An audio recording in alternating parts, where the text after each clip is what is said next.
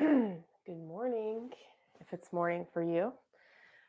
Today, we are going to need a blanket or a bolster and a block. These props are always optional. I just feel like they make practice so much easier. So if you have them, grab them, or if you want to use a cushion, you can. So we'll start sitting on that cushion or blanket, and we'll take the feet wide into a straddle. And just notice how you feel here. Take the feet wide enough to where you feel some sensation, just a mild sensation here on the inner thighs. And today I'm going to be talking about the governing vessel and the conception vessel. We didn't spend a whole lot of time on these channels in my training, and I'll read you a little paragraph out of this book that kind of explains a little bit more about them. So basically, the governing vessel runs, make sure I'm not showing anything, down, it runs from the perineum up the back body, up to the crown of the head. And then the conception vessel, same thing. Well, okay, the governing vessel begins in the pelvic cavity and it ascends from here to the kidney. An internal branch descends and emerges at the perineum and passes through the tip of the coccyx. Ascending along the middle of the spinal column, it reaches the head to penetrate into the brain. The main branch continues over the top of the head and descends across the forehead and nose to end inside the upper gum. So as I read more, let's just sit up tall. You can hinge at the hips forward and come down to that block. You can rest your elbows on the block if you want. Adjust it for the best height for you. If it doesn't bother your back, feel free to round the spine and tuck the chin and really just flex the spine and allow your body to relax here, allowing the spine to round. Relax the inner thighs, relax the kneecaps, so that we can really get into the inner thighs. But we're also mainly trying to target the back here because that governing vessel runs down the spine.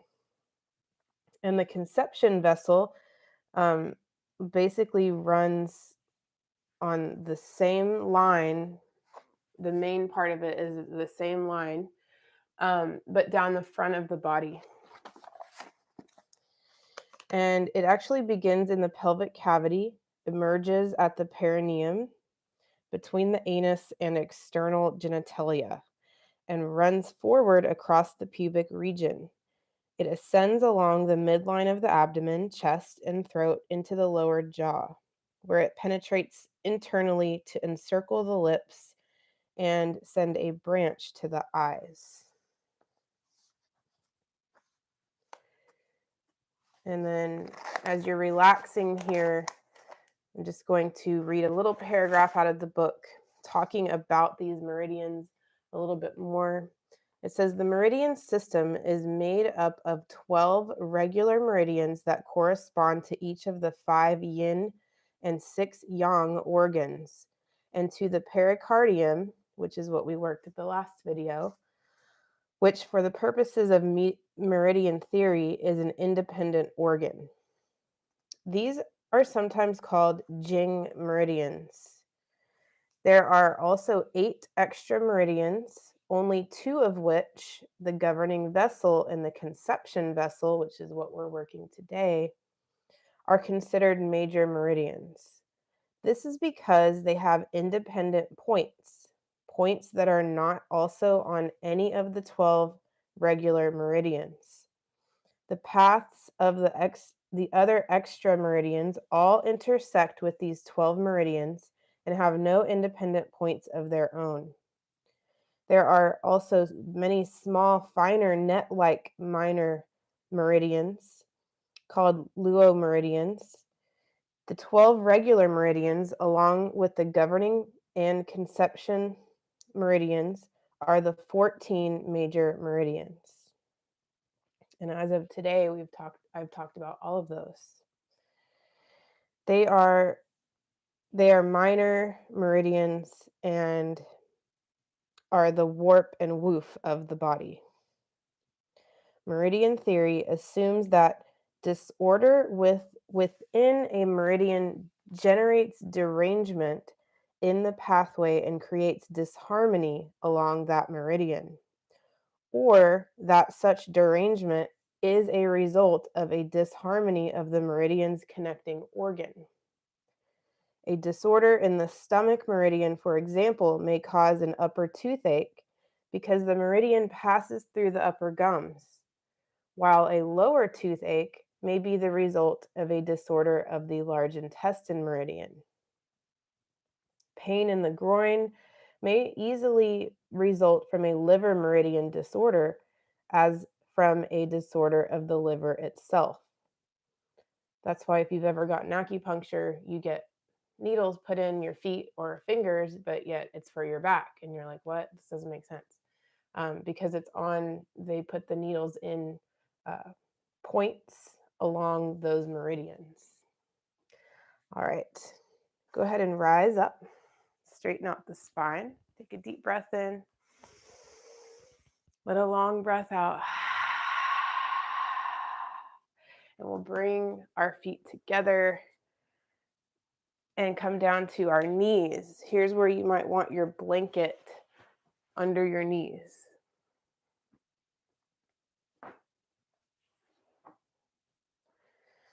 And from here, we're going to come into camel, which is controversial in the yin world.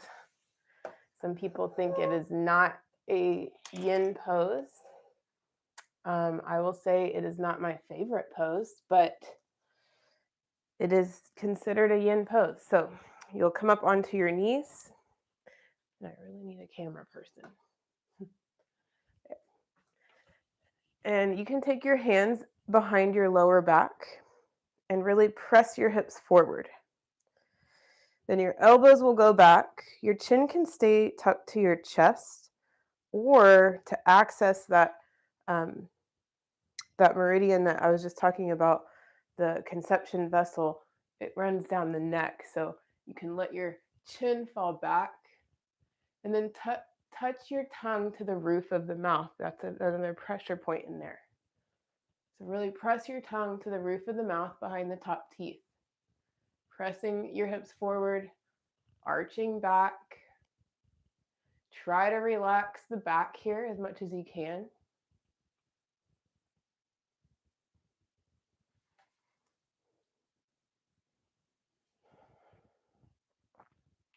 If you're super flexy and you want to reach down for your heels, you can do that. Just keep pressing the hips forward.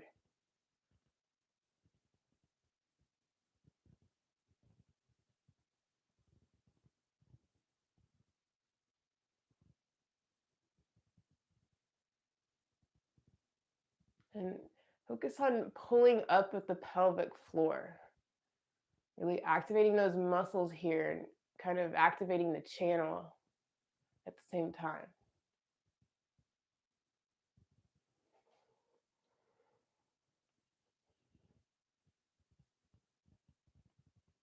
If your neck starts to hurt, you can just bring that chin back to your chest.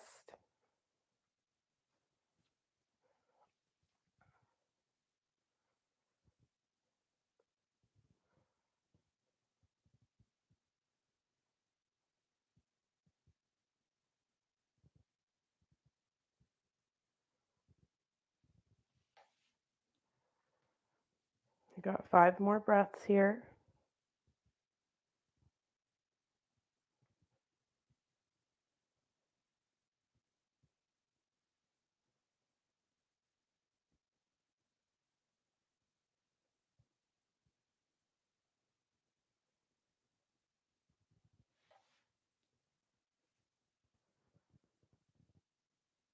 And then come out nice and slow. You always enter and exit nice and slow.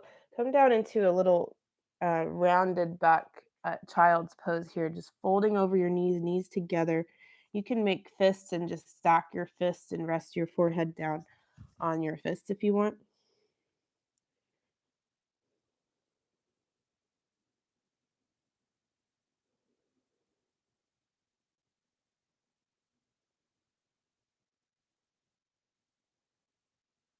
And then we're going to roll over to our back.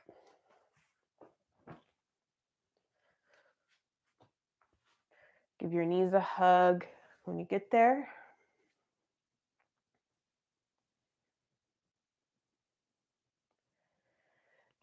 And then let your knees fall over to the right. So your whole body, actually, you're going to hold on to your knees, and your whole body and your knees are going to fall over to the right, curling up on your right side like you're going to sleep there. Then take your left arm out behind you. Maybe the elbow touches, maybe the shoulder touches. You can extend that left arm out. The right hand can rest on your left knee if you want, or it can be out to the side. You can turn your head to the right or to the left. Just taking a gentle supine twist here.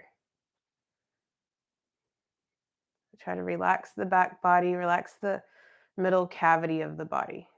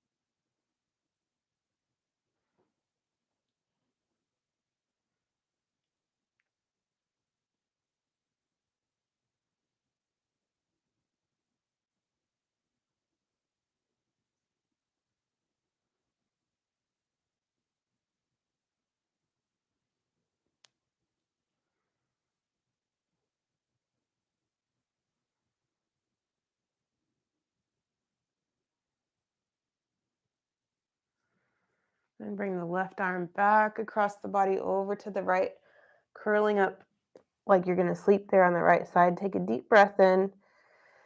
Open your mouth and make a ha sound out.